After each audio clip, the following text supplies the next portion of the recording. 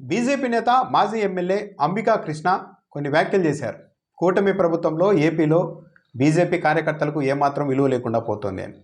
మొన్నటి ఎన్నికల్లో మూడు పార్టీల నాయకులు, మూడు పార్టీలకు సంబంధించిన శ్రేణులు కలిసే ఓట్లు అడిగారు, కలిసే అధికారంలోనికి వచ్చారు. కానీ అధికారంలోనికి వచ్చిన తర్వాత ప్రతి కార్యక్రమంలోనూ తెలుగుదేశం పార్టీ, జనసేన జెండాలు కనిపిస్తూ ఉన్నాయి, కానీ బీజేపీ జెండా కనిపించడం లేదు.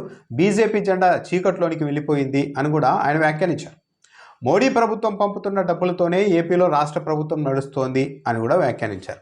అంతటితో ఆగకుండా ఈ కార్యక్రమాలకు చివరకు పింఛన్ల పంపిణీ కావచ్చు, రోడ్ల ప్రారంభోత్సవాలు కావచ్చు, ఏదైనా శంకుస్థాపన కార్యక్రమాలకు కూడా బీజేపీ వాళ్ళను పిలవడం లేదు. ఓన్లీ జనసేన వాళ్ళు, టీడీపీ వాళ్ళే వస్తూ ఉన్నారు. ఈ అంశం పైన చంద్రబాబు నాయుడుతో ఒక మాట చెప్పించండి, చంద్రబాబు నాయుడుకు, పవన్ కళ్యాణ్కు ఒక లేఖ రాయండి అని చాలాసార్లు మా పార్టీ అధ్యక్షురాలు పురంధేశ్వరికి కూడా చెప్పాము అని కూడా అంబికా కృష్ణ చెప్తూ ఉన్నారు. ఈ పరిస్థితి చూసి బీజేపీ కార్యకర్తలు చాలా బాధపడిపోతున్నారు. ఒక జనసేన, టీడీపీ జెండాలు మాత్రమే కనిపించడం ఏంటి, మనకు విలువ లేకపోవడం ఏంటి, మనల్ని ఏ కార్యక్రమాలకు పిలవకపోవడం ఏంటి, అసలు మనం కూటమిలోనే ఉన్నామా అని బాధపడుతూ ఉన్నారని కూడా అంబికా కృష్ణ చెప్పారు. సరే, అయితే ఈ పరిస్థితికి ఎవరిని నిందించాలి?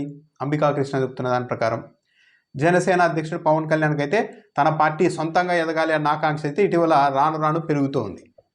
ప్యారలల్గా, సమాంతరంగా, ప్రత్యామ్నాయంగా తాను ఎదగాలి ఈ రాష్ట్రంలో అని అయితే పనిచేస్తూ ఉన్నారు.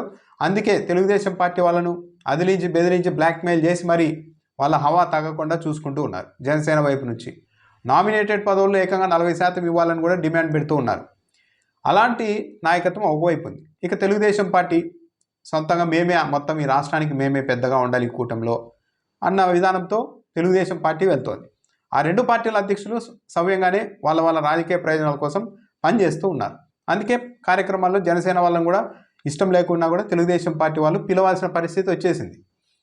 ఒక బీజేపీ నుంచి మాత్రం ఎందుకు ఆ పరిస్థితి లేదు అంటే, ఏపీ రాష్ట్ర బీజేపీ అధ్యక్షురాలుగా ఉన్న పురంధేశ్వరి ఆ మేరకు చొరవ చూపడం లేదా, ఇక్కడ బీజేపీ సొంతంగా ఎదగడం ఆమెకే ఇష్టం లేదా అన్న అభిప్రాయానికి అంబికా కృష్ణ వ్యాఖ్యలు తావిస్తున్నాయి. ఎందుకంటే తాము మా పార్టీ అధ్యక్షురాలకి చెప్పాము, ఒక మాట చంద్రబాబు నాయుడు చెప్పండి, కార్యక్రమాలకు బీజేపీ వాళ్ళని పిలిచేలాగా కూడా చెప్పండి అని మేము చెప్పామంటున్నారు.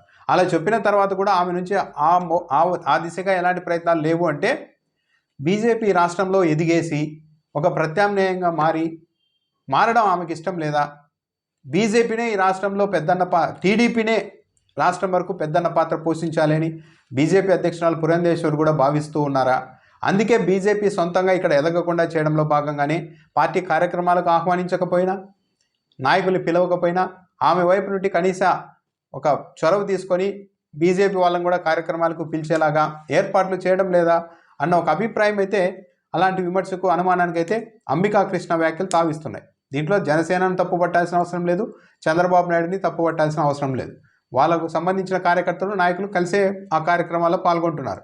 ఆ రెండు పార్టీల వైపు నుంచి ఆ విధంగా చొరవ ఉంటుంది, ఒత్తిడి ఉంటుంది. ప్రతి కార్యక్రమానికి జనసేన వాళ్ళని కూడా పిలవాల్సిందే అన్నట్టుగా.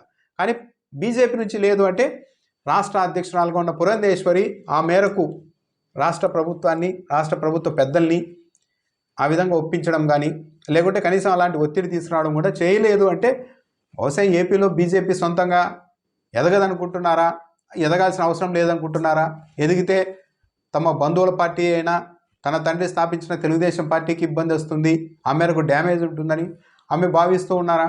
ఇలాంటి అనుమానాలకైతే ఈ వ్యవహారం తావిస్తుంది.